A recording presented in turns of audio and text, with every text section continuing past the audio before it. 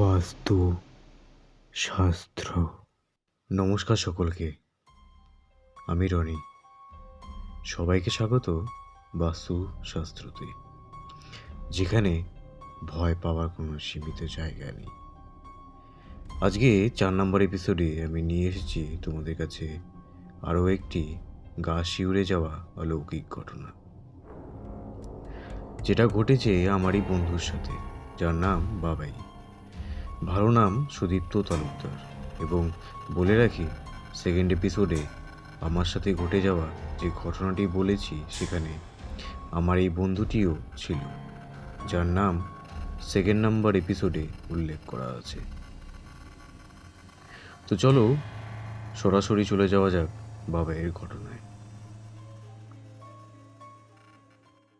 বাবাই যেভাবে লিখে পাঠিয়েছে, আমি ঠিক সেইভাবেই পড়ে শোনাচ্ছি।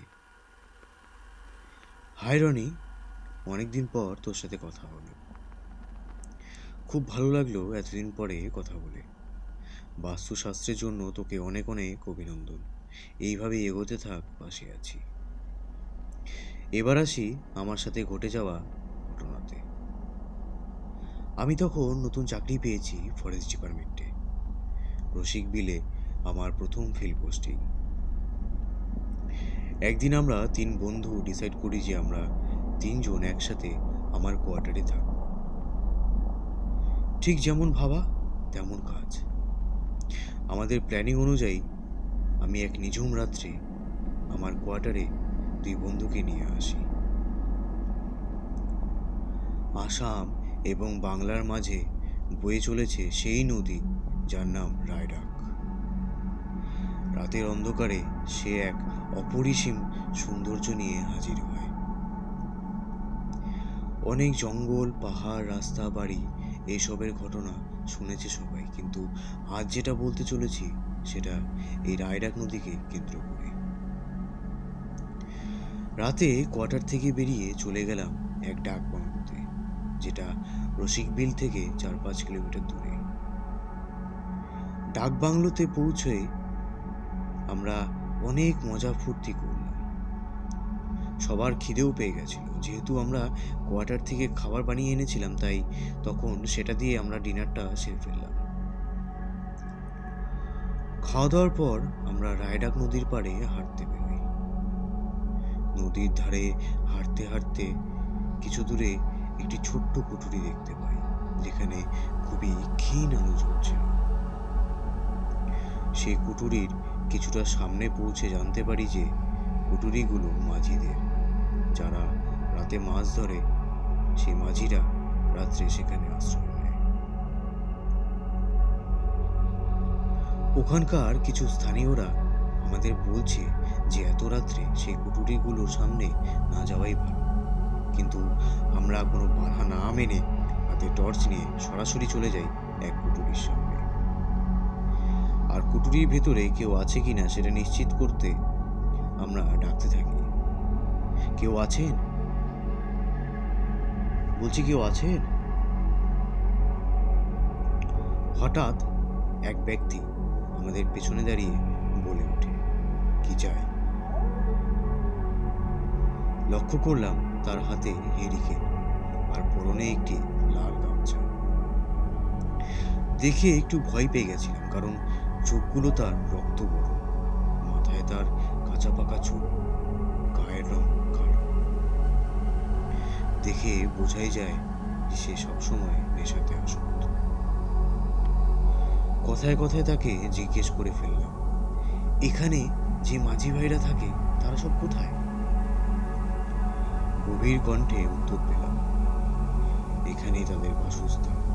রোজ রাতে আসে আর মাছ ধরতে যায়।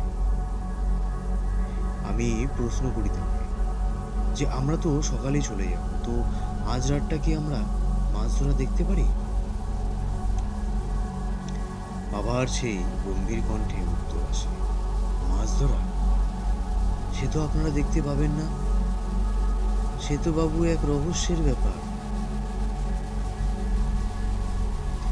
আমরা 3 জন একে অপরের মুখ চাওয়াচাবি করে ভাবতে থাকি যে মাছ ধরাতে কি এমন রহস্য।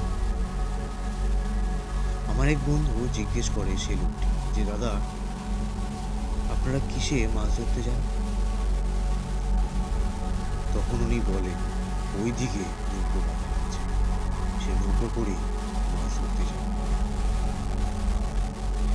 সে লোকটির সাথে গিয়ে দেখি ঘাটে একটাই নৌকো বাঁধা। তাই তাকে জিজ্ঞেস করি, ঘাটে কি দাদা একটাই নৌকো থাকে, আর কি নৌকো নেই? উত্তরে সে বলল, না, আরো 4-5টা নৌকো থাকে। আমারটা নিয়ে আমি এখনো বেরো, তবে একটু গভীর রাতে। আমরা তাকে জিজ্ঞেস করি, গভীর রাতে কেন? সে বলে, গভীর রাতে নাকি মাছ ভালো আর বেশি পাওয়া যায়, তাই সে গভীর রাতে পায়। আমরা ঘড়ি দেখে জানতে পারলাম 12টা বাজতে আরো আধা ঘন্টা বাকি। তাই আমরা ওয়েট করতে থাকি কখন সে নৌকো নিয়ে পায়। তার সাথে কথা বলতে থাকি, জিজ্ঞেস করি যে তার বাড়ি কোথায়। সে বলে, পাশের গ্রামেই সে থাকে, তার বাড়িতে কেউ নেই, সে একাই মাছের ব্যবসা করে আর সে তার জীবন যাপন করে। 12টা পার হওয়ার পর সে হঠাৎ করেই বলে ওঠে যে, দাদা, আমার যাওয়ার সময় হয়েছে, এইবার আমাকে যেতে হবে। অবাক করার মতো বিষয়, তার হাতে না আছে ঘড়ি আর না তো আছে সময় দেখার মতো কোনো যন্ত্র। সে যেহেতু মাছ ধরতে যাবে, তাই আমাদের বলে ওঠে যে সেখান থেকে চলে যাওয়ার জন্য। আমরা তিনজনই একসাথে যাকে জিজ্ঞেস করে উঠলাম, দাদা, আমরা আপনার সাথে মাছ ধরতে যেতে পারি? সে জবাব দিল, আপনাদের জন্য এটা খুবই বিপজ্জনক হবে, এই নৌকায় আপনাদের না যাওয়াই ঠিক হবে, কারণ আমিও অজানা আপনাদের আর আপনারাও অজানা আমার কাছে। আমরা নিজেদের পরিচয় দিয়ে বললাম, আমরা পার্শ্ববর্তী জায়গা আলিপুরদুয়ারেরই বাসিন্দা। তখন সে বলে যে, ঠিক আছে, চলুন, এতবার করে যখন বলছেন, কিন্তু কিছু হয়ে গেলে সেই দায় কিন্তু আমার না। কথা হওয়ার পর আমরা নৌকোতে উঠে বসি আর নৌকাও চলতে শুরু করে। যে লোকটি নৌকো চালাচ্ছিল সে আমাদের তিনজনের পিছনে বসেছিল। আমরা খুবই আনন্দের সহিত রাতের অন্ধকারে রায়ডাক নদীটিকে উপভোগ করছিলাম আর একে অপরের সাথে কথা বলছিলাম।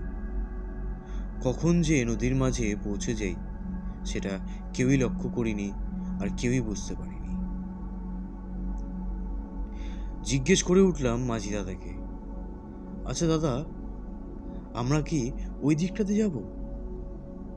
কোনো উত্তর না পেয়ে পেছনে ঘুরে দেখি লোকটি নৌকোতে নেই। রাত তখন 1টা বাজে। কি করব কেউ জানি না, কি করা উচিত কিছুতেই বুঝতে পারছিলাম না, কারণ আমরা অবাক যে আমাদের সাথে এটা কি হলো। কারণ যে লোকটি আমাদের সাথে এখনই আসলো সে হঠাৎ করে কোথায় সে উধাও হয়ে গেল। হেরিকেন যেটা সেই লোকটি নিয়ে এসেছিল নৌকোতে, সেটা দেখা যাচ্ছে সেই কুঠুরির সামনে জ্বলছে। আমার সাথে যে দুজন বন্ধু এসেছে তাদের মধ্যে একজন ওখানকারই বাসিন্দা। সে নৌকো চালাতে পারত। সে তৎক্ষণাৎ নৌকো পাড়ে নিয়ে গেল।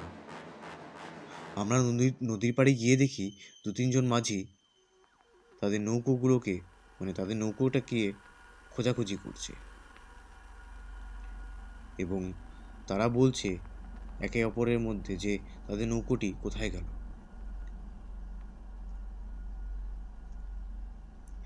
আমাদেরকে দেখে সেই মাঝিরা আমাদের প্রশ্ন করে যে, তোমরা আমাদের নৌকো নিয়ে কোথায় গেছিলে? আমরা বললাম, আমাদেরকে নিয়ে গেছিল এক মাঝি।